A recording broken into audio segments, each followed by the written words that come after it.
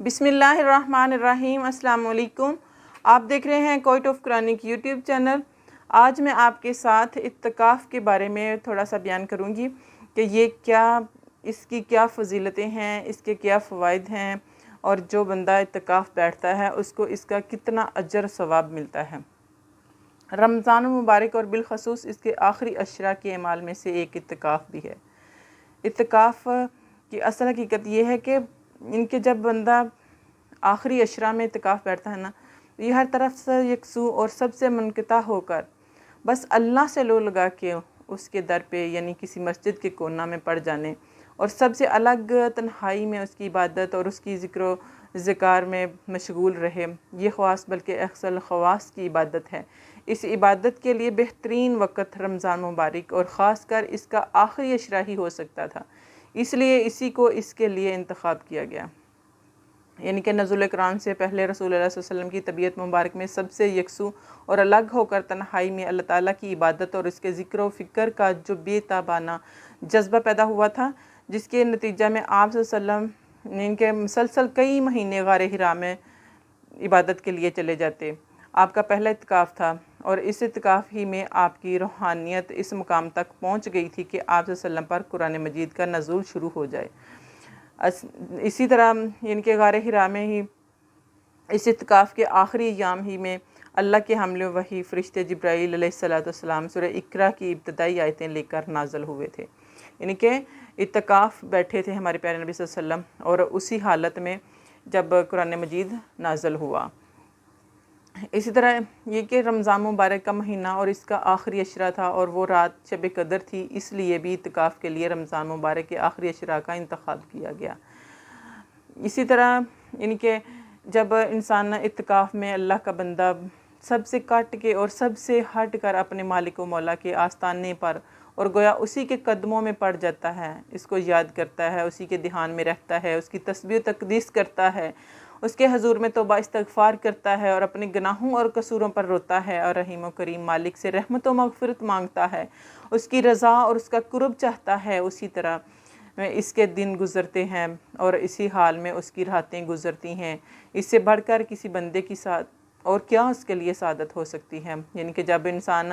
اللہ تعالیٰ کے سامنے روتا ہے اور عبادت کرتا ہے، اپنے گناہوں میں کی توبہ استغفار کرتا ہے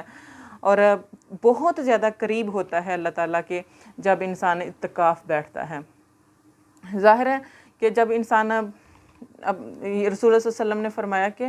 ہر سال رمضان کے آخری عشرہ کا اعتکاف فرماتے پیارے نبی صلی اللہ علیہ وسلم، بلکہ ایک سال کسی وجہ سے رہ گیا تو اگلے سال آپ نے 2 عشروں کا اعتکاف فرمایا۔ یعنی کہ ایک سال پیارے نبی صلی اللہ علیہ وسلم نہ بیٹھ سکے کسی سفر کی وجہ سے یا کسی تو ان کا جو اگلے سال پھر پیارے نبی صلی اللہ علیہ وسلم نے 20 دن کا اعتکاف فرمایا۔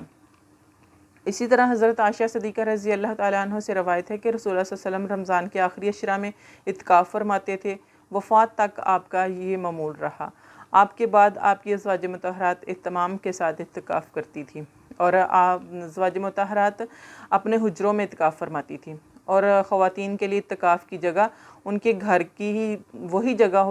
ہے جو انہوں نے نماز پڑھنے کی مقرر کر رکھی ہو۔ اگر گھر میں نماز کی کوئی جگہ خاص مقرر نہ ہو تو اعتکاف کرنے والی خواتین کو ایسی جگہ مقرر کر لینی چاہیے، یعنی کہ عورتوں کے لیے اعتکاف کی جو جگہ ہے وہ گھر میں ہی ہے۔ اگر اعتکاف بیٹھنا چاہتی ہیں عورتیں تو وہ اپنے گھروں میں ہی کوئی ایسی مخصوص جگہ مقرر کر لیں جہاں وہ بیٹھ سکتی ہیں اعتکاف کے لیے۔ حضرت عائشہ صدیقہ رضی اللہ تعالیٰ عنہ کی یہ ایک بہت ہی پیاری سی حدیث ہے، صحیح بخاری کی حدیث ہے، صحیح مسلم کی بھی یہ حدیث ہے ایک۔ یعنی کہ عورتیں کوئی ضروری نہیں ہے کہ وہ مسجد میں جا کر اعتکاف بیٹھیں، مسجد میں بیٹھنا مردوں کے لیے ہے اور عورتوں کے لیے وہ گھر میں بھی بیٹھ سکتی ہیں، مسجد میں بھی بیٹھ سکتی ہیں، لیکن عورتیں زیادہ تر گھر میں ہی اعتکاف بیٹھیں۔ اسی طرح حضرت عائشہ صدیقہ رضی اللہ تعالیٰ عنہ سے مروی ہے کہ اعتکاف کے لیے شرعی دستور اور ضابطہ یہ ہے کہ وہ نہ مریض کی عیادت کو جائے، یعنی کہ یہ مردوں کے لیے ہے، نہ نماز جنازہ میں شرکت کے لیے جائے، عورتوں کے لیے بھی یہ ہے کہ وہ باہر کسی بھی کام کے لیے نہیں جا سکتی، کہ آپ صرف نماز کے لیے اپنی اس جگہ سے نکلیں گی باہر وضو کے لیے، نماز کے لیے نہیں، وضو کے لیے، صرف وضو کرنے کے لیے آپ باہر آئیں گی واش روم جانے کے لیے، اور اس کے علاوہ بالکل بھی باہر نہیں جا سکتی کسی بھی کام کے لیے، یعنی کہ نہ آپ نماز جنازہ میں شرکت کر سکتے ہیں مرد حضرات جو ہیں، نہ اپنی عورت سے صحبت کر سکتے ہیں، اور اپنی ضرورتوں کے لیے بھی مسجد سے باہر نہ جائیں سوائے اس کے جو بالکل ناگزیر ہیں، یعنی جیسے پیشاب وغیرہ، پخانہ وغیرہ جانے کے لیے، اور اعتکاف روزہ کے ساتھ ہونا چاہیے، یعنی کہ جب آپ اعتکاف بیٹھتے ہیں تو آپ کا روزہ ہونا لازمی ہے، روزے کے بغیر آپ کا اعتکاف نہیں ہوگا، اور آپ روزہ رکھیں گے اور ساتھ اللہ تعالیٰ کا ذکر و اذکار کریں گے،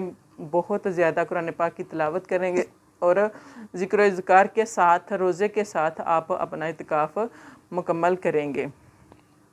کہ آپ مرد حضرات جو ہیں وہ نہ تو نماز جنازہ میں جا سکتے ہیں، نہ کسی مریض کی عیادت کے لیے جا سکتے ہیں، نہ ہی باہر فضول کسی کام کے لیے جا سکتے ہیں، نہ کسی اپنی ان کے بیوی کے کسی معاملات کے لیے جا سکتے ہیں، کسی بھی کام کے لیے باہر نہیں جا سکتے مسجد سے، جیسے صرف پیشاب کے لیے یا پخانہ کے لیے مسجد سے باہر نکل سکتے ہیں، اس کے علاوہ نہیں، مسجد کے اندر ہی اگر واش روم وغیرہ ہے تو پھر مسجد کے اندر ہی رہیں گے۔ تو اسی طرح عورتوں کے لیے ہے، اگر وہ اپنے گھر میں اپنی ایک جگہ مقرر کرتی ہیں جہاں اعتکاف بیٹھنا ہے، تو اس کے لیے صرف اسی جگہ آپ اپنی عبادت کریں گی، آپ اپنی نماز وغیرہ بھی وہاں پڑھیں گی، اسی حجرے کے اندر ہی آپ اپنی تمام عبادت، جو بھی قرآن پاک کی تلاوت کر رہی ہیں، نماز پڑھ رہی ہیں، نوافل ادا کر رہی ہیں، جو بھی جس طرح کی بھی عبادت آپ کر رہی ہیں وہی ہی کریں گی، اس کے علاوہ آپ باہر نہیں نکلیں گی، کیونکہ آپ نہ تو آپ کسی کی عیادت کرنے کے لیے جا سکتی ہیں، کسی بھی کام کے لیے باہر نہیں آپ نکلیں گی اس جگہ سے جو آپ نے اعتکاف کے لیے مقرر کی ہے۔ تو اس طرح ایک حدود میں، جس طرح ہمارے پیارے نبی صلی اللہ علیہ وسلم نے اور حضرت عائشہ صدیقہ رضی اللہ تعالیٰ عنہ نے ہمیں جس طرح تلقین فرمائی ہے، جس طرح ہمیں طریقے بتائے ہیں، اس کے مطابق ان طریقوں پر چلتے ہوئے اعتکاف کریں گے تو آپ کو اعتکاف کا پورا ثواب عطا ہوگا۔ تو پورا ثواب حاصل کرنے کے لیے ان طریقوں پر چلتے ہوئے، اعتکاف کی ان حدود پر چلتے ہوئے اعتکاف جو ہے وہ کرنا ہے۔ تو اللہ تعالیٰ تمام مسلمانوں کو اعتکاف کی سعادت حاصل کرے، اور جن کو اللہ تعالیٰ نے توفیق دی ہے وہ اعتکاف بیٹھیں، اور اللہ تعالیٰ سے دعا کریں کہ اللہ تمام امت مسلمہ کے لیے